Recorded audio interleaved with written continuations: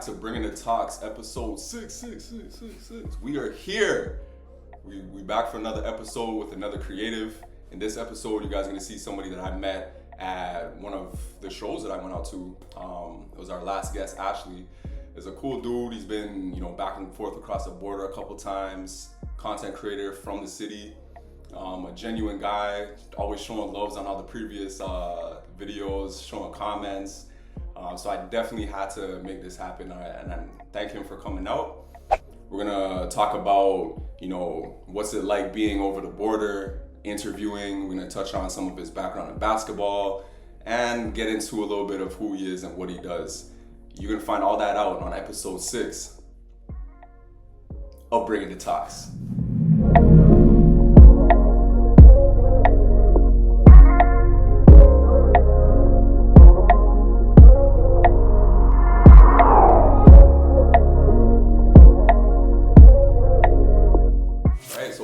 Guys, Bringing the Talks episode 6. I'm your host, Jay Breezy, aka Jay Breezy, and like I said in the intro, we got a guest that another creative, genuine guy.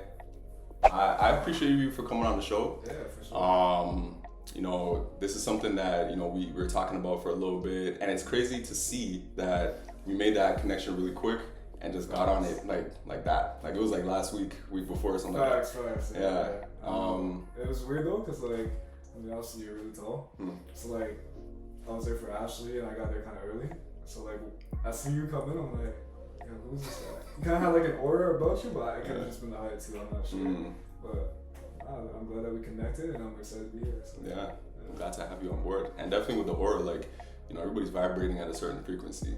Facts. You definitely tuned into the frequency. Facts. Yeah. So. That's great. But officially introduce yourself to the audience. Tell the people who you are, what you do.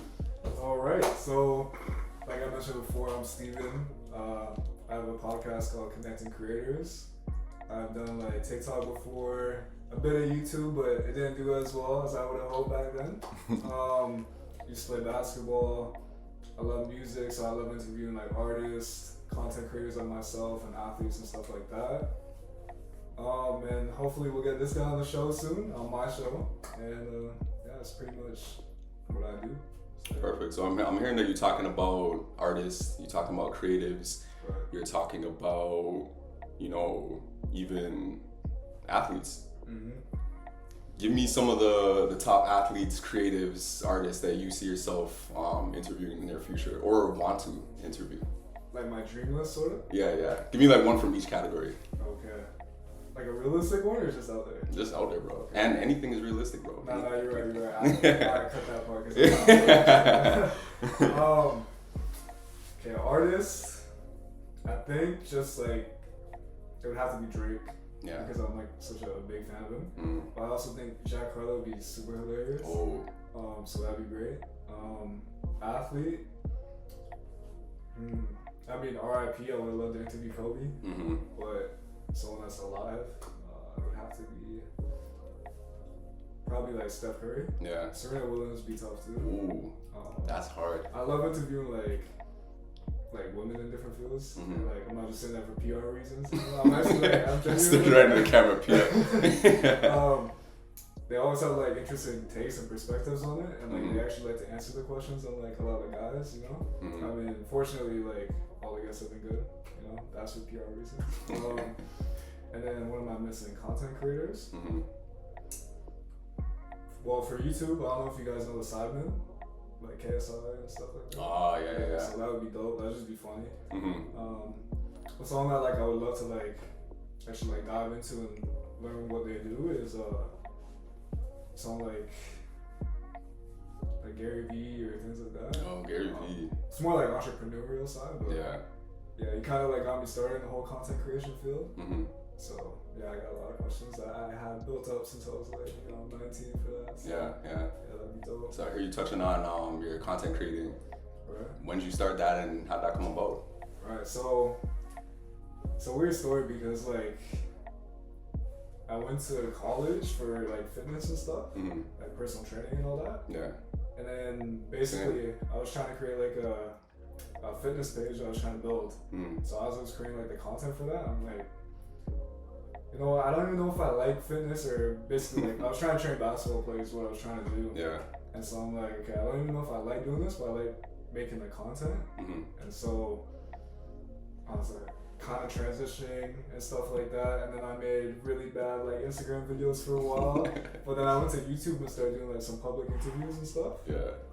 And basically like I go to the mall and be like, how do you slide in the girls' DMs?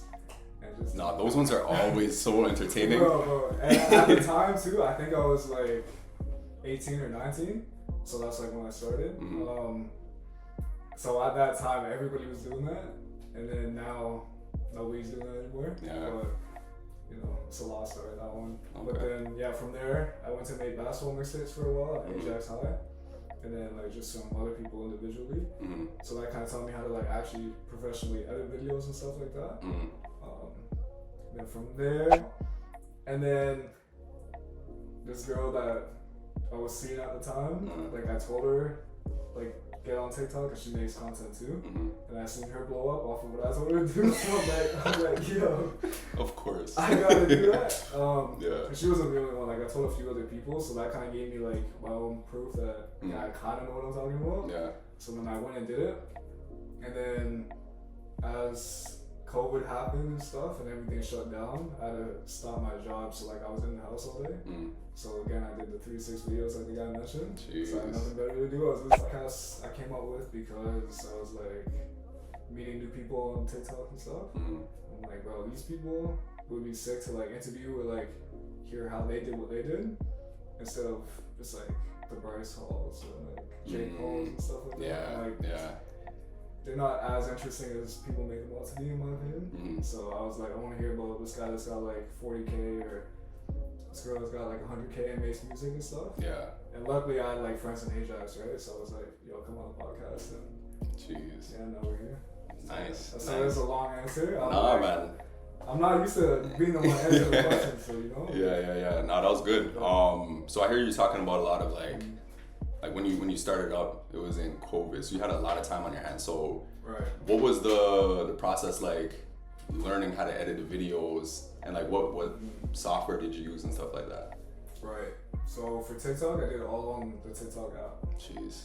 Because it's funny that you mentioned like the time thing. This doesn't really answer your question. The time that I thought I didn't have to make the content, I have now, so there's like no excuse.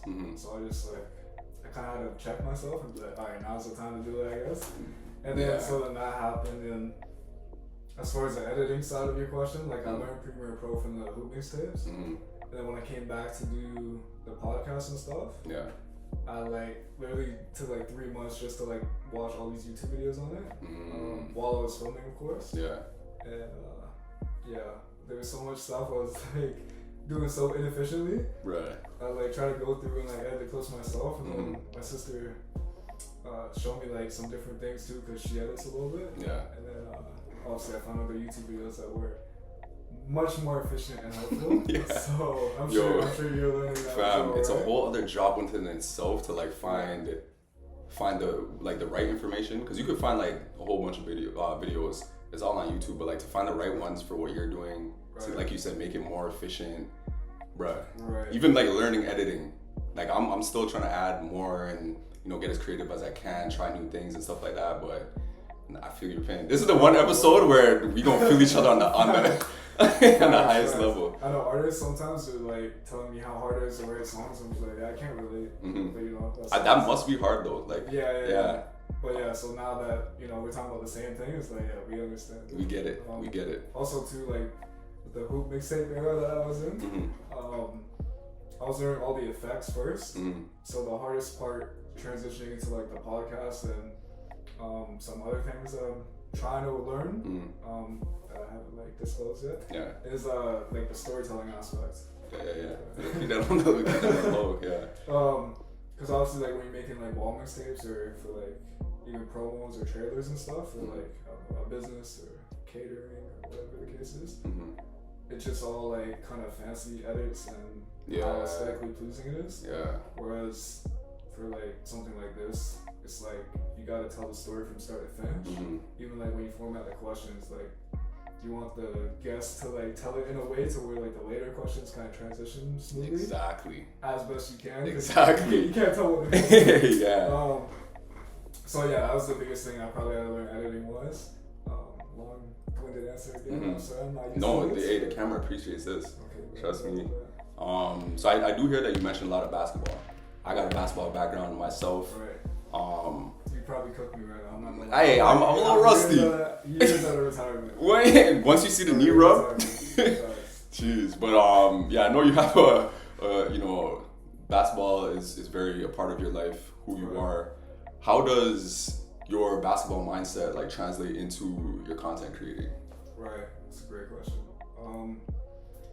Obviously the intangibles are just like the answer everyone would give of like, work ethic, discipline, consistency, learning how to push yourself and all that stuff. But I think for me the biggest thing actually was the fact that I learned how to like fail, because obviously like the odds were not in my favor. I'm not like that tall, I'm not that athletic. I just like was able to shoot and like be pretty skilled just based off hard work and stuff. So I think like learning how to develop myself as something that wasn't like natural to me, obviously build that work ethic like I mentioned, but it made me kind of have like a healthy perspective on failure. Yeah. Because obviously like, my best friend's pro and I surrounded myself with like a lot of D1 athletes. Yeah. And at the time I was like, he's going to Centennial. And I'm like, bro, I'm having a hard time making this team. That's not a good sign. So, things like that. So now I kind of learned like in terms of content, not to judge anything until like months later to where I can get like the full picture on it and realize, okay, maybe I'm trying to do something that's like not in my nature for like this style of content or whatever. Obviously like, you can work hard and like develop it, but you gotta play to your strengths too, Exactly. Exactly. And that's really good that you mentioned failure being one of the things. That's something that I'm really happy you said, because like a lot of people think that you get to the success because you're just that good. It's like, nah, like the only reason why people are that good at anything that they do is because they know what didn't work. They took all the L's and they took them L's and just built that foundation and built up to something that they could actually, jump off of and propel themselves into the world. If you get that analogy. I thought it was something else to add.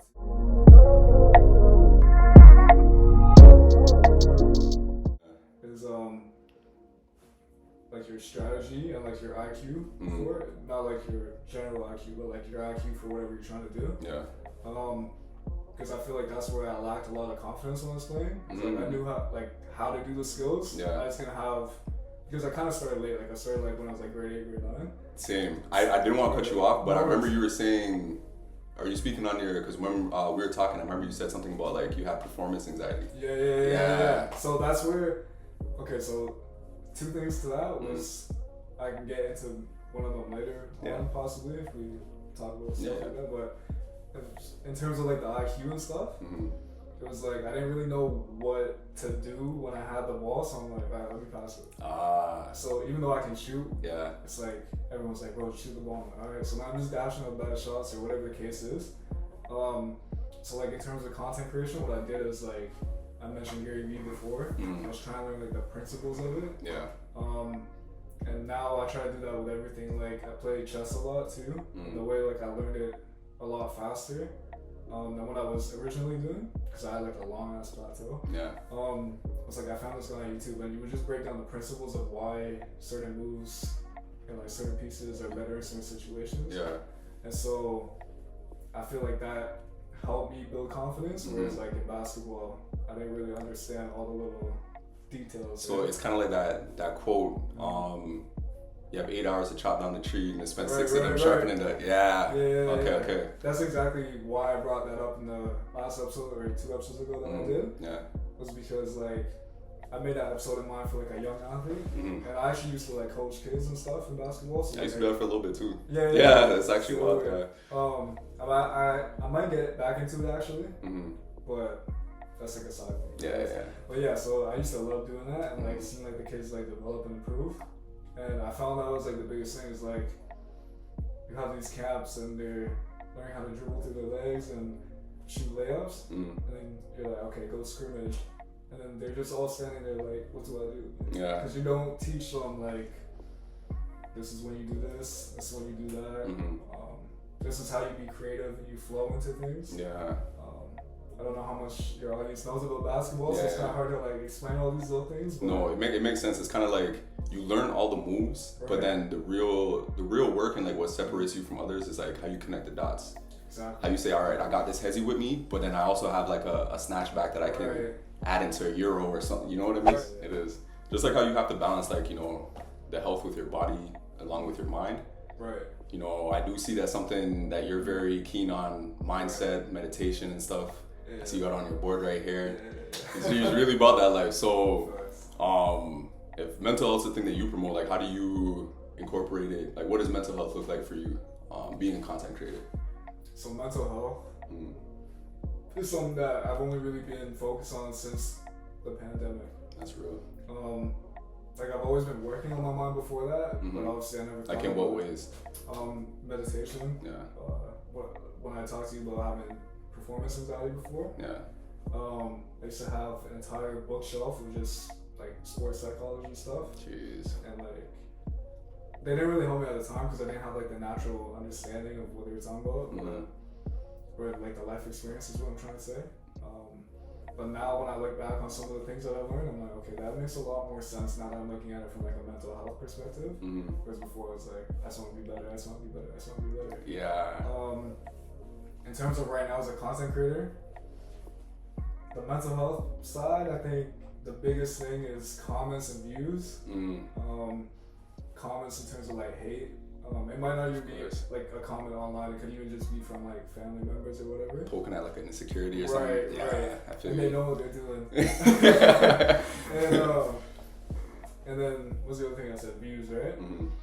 So views like don't really bother me until I started getting them, and then they started dropping, and then they started going up, and then they started dropping. And they go up and down. Yeah.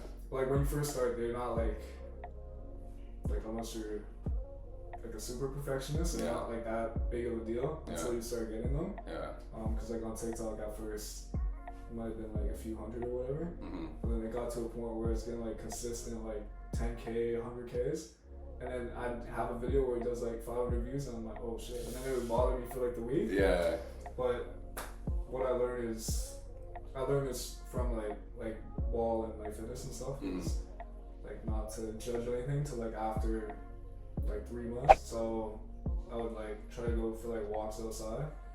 And the biggest thing that I've learned through like my own research of learning about how to like deal with anxiety and stuff like that is use sunlight. That's sunlight. Huge. Like it's key. Huge. You can like what I did is I just went for like walks at the lake in the sun. Yeah. And we want to try to do it as early in the day as possible. Yeah. Because if you wait too late, your hormones get messed up, but you also get lazy. You have to set yourself up for success in the day for sure. Right. So that makes sense. That makes sense. But meditation is the biggest one for me. Yeah. So that's what you used to just pretty much just build yourself up. Yeah. Yeah. Nice. Yeah. So you were mentioning some things about like, you know, you coach a lot of younger kids, essentially building them into an athlete. I'm sure that phrase kind of rings a bell. Tell me about your building an athlete series there. Yeah. What's that about? So that originally was, basically what that series is about is like what I thought I wish I knew. That made no sense. Well, I wish I would have known back then when I was playing. Yeah. And obviously, Steph, my co-host, he plays pro. So we got the pro perspective, and then someone who wanted to go pro. Yeah. But like, I'm not gonna say like I fell short due to like lack of coaching or anything like that, because I had great coaches around me.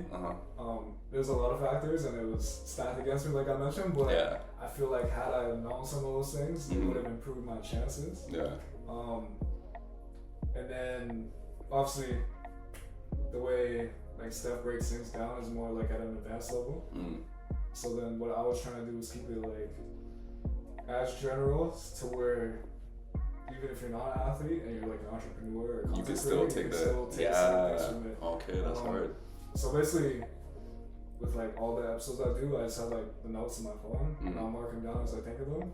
So I can't remember exactly like why I thought of it, but I think I think I was trying to figure out like which direction to take the podcast in, and like all the 3 categories that we do. Yeah. And I was like, I kind of wanted it to look like an interview where like I'm interviewing stuff, because usually it's like just us talking back and forth. Yeah. And I'm like, bro, he's a pro athlete. Like realistically, if I was doing this on my own, I would like interview him. So I'm like, let me phrase the first series like that, right? And then we filmed other ones about like mental health and stuff after, which is more like a conversation. Yeah. But yeah, that's kind of how I want that one to That's huge though, because like there's more. I feel like a lot of people really overlook everything that goes into being an athlete. They think, yo, you're tall. Why are you not in the NBA? It's like, bro, there's way more to it than that. Like, you know, the mentality. You know how mentally strong you have to be. Like, let me paint a picture for you guys. You're an athlete. You're at the free throw line. Your team's down 2. You have one more free throw to tie the game in the 4th quarter. Everybody's yelling at you, hoping you miss. Your season could be done.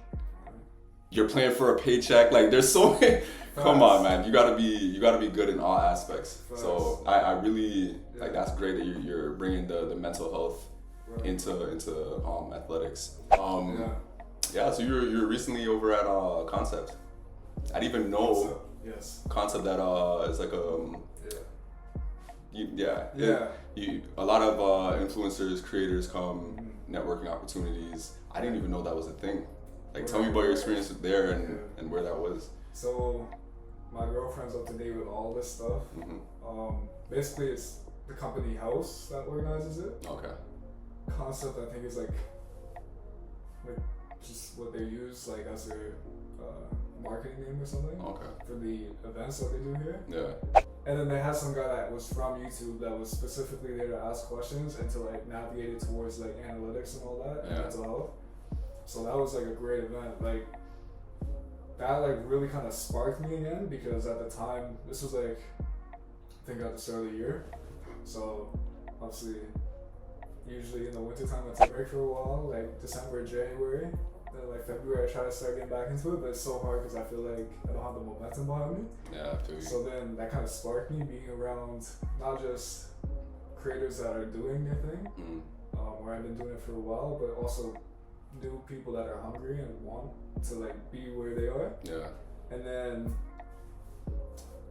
so that was like the first event I went to, and then there was another one that me and my girlfriend got invited to again through doing that. And that was just a networking night with other creators and stuff. And we made some decent connections. So we'll finish off with the last question. This is something I always like to ask everyone. What kind of advice would you give to, let's say, younger you coming up, and also any other creators out there that are, ready to take that first step, or maybe they took the first step and they're just struggling along the way? What's some advice you give? And I think the biggest thing is like, don't judge yourself. Like if you post an episode or you post whatever you're making, even if you're not a content creator and like say you're an athlete or whatever, you're an artist, and whatever you're trying to do didn't work out the way you wanted it to, separate yourself from it and try to just give it some space. Maybe give it like a month or 2 months. And then like reflect on it objectively. I think taking emotion out of it is the biggest thing too. Huge. And because especially in content creation, like I gotta be able to look at my work and be like, okay, that was a bad video. And if I can't say that, then there's a disconnect somewhere, right? Exactly. So I think giving yourself that space helps you do that, because obviously in the moment you're like, yeah, I worked hard on this, that's why I think it's good. But when you take out what you put into it and you just kind of objectively look at it, you're like, okay, yeah, I put the work in, I'm proud of that, but I could have done better at this angle or that angle, So I think that's probably my best advice. Probably last thing to wrap it up is be yourself. Especially online, if you're trying to be something you're not. Every artist I ask this question to, I'm like, how do you stay authentic while like trying to like, take things from Drake and J. Cole and whoever. And it's just like, it'll say you gotta be yourself at the end of the day, and I completely agree. Something athletes need to work on because they're all media trained, so they don't answer questions. That's true. But be yourself. Don't get attached to the numbers. Don't get attached to the losses or the wins, stay neutral. Mm-hmm. Be pretty solid that way. And then if you want to make progress, just one step at a time. That's all I can say. Nice. All right. This is my guest. We're wrapping up episode 6. Steven, thank you for coming up. Appreciate you, bro. Appreciate you having me. I appreciate you guys all for watching. And if you want to check out more, I don't want to plug myself. No. I was just about to, do that. Plug it in. Yeah, check out Connecting Creators. We got some episodes that we mentioned earlier. Got a lot of guest interviews coming up. Got Jay Breezy coming up. And I appreciate you guys all for watching. And I'll give the floor back to you. Jeez. Okay, well, again, thank you guys for watching episode 6. I'm your host, Jay Breezy. This is my amazing guest, Steven. Yes, sir. And we out. Okay. That was good. Proper.